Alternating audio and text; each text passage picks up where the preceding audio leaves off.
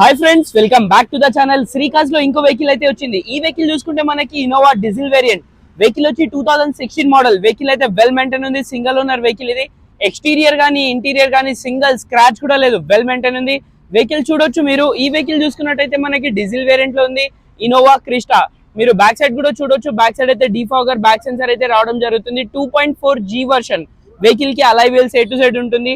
అలై wheels ఇంకా tyres చూసుకుంటే మనకి 4 బ్రాండ్ న్యూ టైర్స్ అవైలబుల్ ఉన్నాయి. మీకు ఇంటీరియర్ కూడా చూపిస్తాను. ఇంటీరియర్ కూడా వెల్ మెయింటైన్ ఉంది.